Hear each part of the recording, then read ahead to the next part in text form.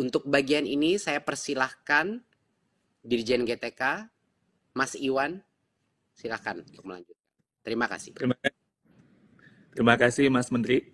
Eh, Proses tadi sudah dibicarakan oleh Mas Menteri bahwa kepemimpinannya sangat penting artinya buat transformasi pendidikan kita.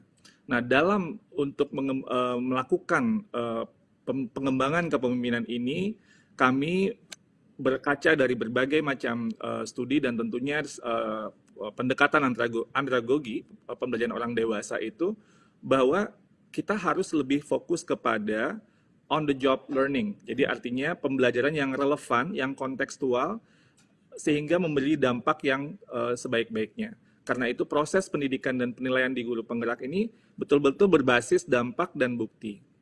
70% dari komponen yang ada dalam pendidikan guru penggerak itu adalah belajar di tempat kerja dan melakukan refleksi. Jadi apa yang terjadi di lapangan, di sekolah, di kelas, itu adalah sebagai teks yang akan kemudian menjadi bagian dari apa yang dipelajari oleh guru penggerak dengan menguatkan refleksi, umpan balik, dan lain sebagainya. Lalu 20% komponennya itu adalah belajar dari, kalau yang tadi belajar di tempat kerja juga dengan coach atau pendamping, 20% itu dengan umpan balik dari rekan-rekan lain, lalu kemudian 10% dengan fasilitator dan narasumber. Bagian 10% ini sebenarnya yang sering mendominasi pelatihan-pelatihan guru dan kepala sekolah yang sering kita temui, dan kita sekarang melakukannya dengan lebih mengutamakan kepada pendekatan yang lebih relevan dan kontekstual. Sehingga penilaiannya pun juga lebih berpusat kepada bagaimana seorang pemimpin pembelajaran itu bisa meningkatkan hasil belajar murid. Jadi melalui penugasan mandiri, umpan balik dari rekan sejawat, fasilitator, dan kepala sekolah. Jadi kita berkolaborasi bersama-sama. Jadi nggak sendirian, latihannya itu harus betul-betul sesuai dengan konteks yang dihadapi oleh guru-guru penggerak ini. Lanjut. Nah, modul-modul atau pendidikan guru penggerak ini bisa kita bagi ada 3.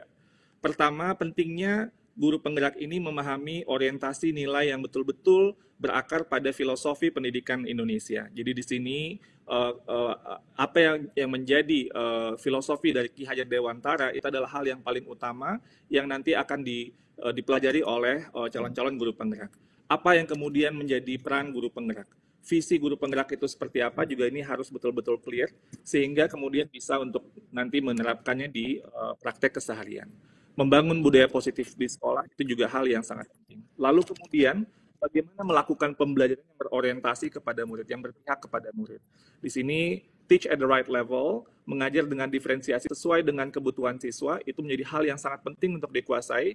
Lalu juga pendekatan pembelajaran sosio-emosional, jadi bukan hanya manusia bukan hanya tentang kognitif, tapi juga sosial dan emosi, itu juga sama pentingnya. Dan juga untuk melakukan bagaimana melakukan coaching dengan baik dan dengan produktif. Lalu, sebagai pemimpin pembelajaran, guru penggerak juga harus bisa untuk bagaimana mengambil keputusan, mengelola sumber daya, dan mengelola program sekolah yang berorientasi kepada sebesar-besarnya dampak kepada murid dan hasil belajar mereka. Lanjut. Nah, ini adalah timeline atau lini masa seleksi dan pelaksanaan pendidikan. Terima kasih sudah nonton. Jangan lupa like, subscribe, dan share ya.